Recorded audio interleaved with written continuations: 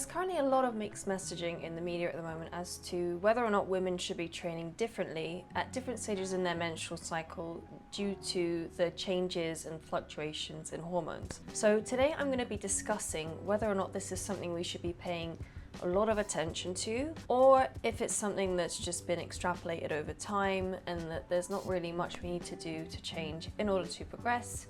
and make sure that we do the best thing for our health overall. So the menstrual cycle is split up into two distinct phases. We have the first half, which is from day 1 to the middle of your cycle, which is known as the follicular phase. And during this time, from day 1, you start your period, and then post-period, the lead up to when you ovulate, which is releasing the egg, is the follicular phase. You have ovulation when the egg is released, and then following that you have the later half of your cycle known as the luteal phase. If you don't get pregnant, you start to experience PMS, and towards the end of it, you will then get your period, so it cycles back to day 1. So currently what the literature shows is athletes did report some changes in performance, either in the early follicular phase or the late luteal phase. And both of those have something in common, which is that your estrogen and progesterone levels during these times are their lowest. And that can affect things like your ability to mediate stress, and estrogen particularly relates to serotonin production. And if serotonin levels are lower, we also experience changes in motivation, we feel a little bit more lethargic, and so your drive and motivation towards wanting to perform is lower.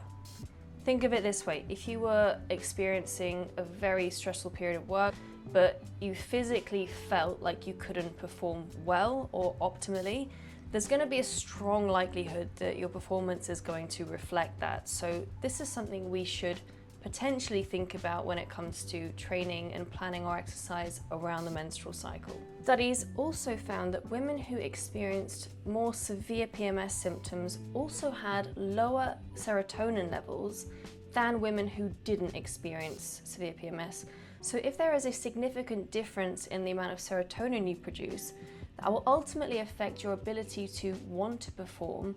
and your desire and motivation towards exercise, because you're going to subjectively feel worse. So there is a relationship that does exist here. When you have an increase in body temperature, you might get hotter faster, feel sweatier, more discomfort, and so your ability to want to push performance is probably also going to be lower as well, because if you're suffering from additional discomfort, you're not going to feel great getting even sweatier. So it does make sense from a subjective view why people would want to potentially adjust exercise during these phases. What the science does also show is that when review studies and meta-analysis, which have looked over a number of studies and analysed if there are any relationships or significant changes in women's strength or the rate of muscle protein synthesis, which reflects both being able to recover, build muscle and perform, was there were no significant changes throughout any phase of the menstrual cycle, which does also suggest that there isn't really much we should be changing fundamentally, or how we should be looking at being able to resistance train throughout our cycle. The reason why this is so important is because cycle syncing suggests that during the first half of your cycle, post-period, this is when we should be focusing on bringing up the intensity, volume and pushing performance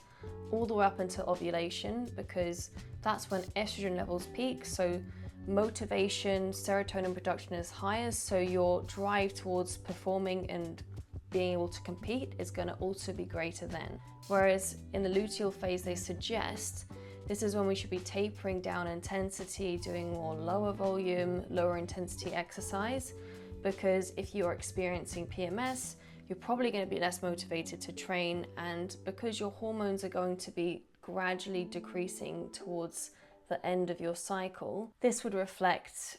being able to perform in relation to what's going on hormonally.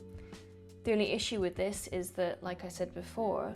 there is no significant changes in strength, so it doesn't necessarily mean that we have to do it. It completely depends on an individual, because if you experience more severe PMS, then yes, absolutely you can adjust and adapt things over time. But if you're someone who is an elite athlete and you do need to perform over the course of a year, then reducing your volume by 50% would be potentially detrimental to your overall ability to progress and perform, because sports which rely on strength and power, such as Olympic lifting, powerlifting, if you're to reduce that volume, your ability to progress is going to be much slower than the rate of others who are not doing that. And yes, PMS can have an impact on how you subjectively feel, but doesn't necessarily reflect what's going on physiologically. So in that regard, there isn't much we need to change in particular. So in summary, what this does suggest is that we shouldn't necessarily have to change everything about how we program and structure our training around our cycle. But if you are someone who does experience severe PMS and painful periods, then you absolutely should be taking this on an individual level. That yes, it's absolutely okay to scale back intensity. You can skip a session if you're not feeling great that day, but looking at the overall volume that you're getting in over time, so as long as you are consistent, that is the main thing we need to be focusing on, because you do not want to allow your cycle to supersede your overall ability to progress and work towards your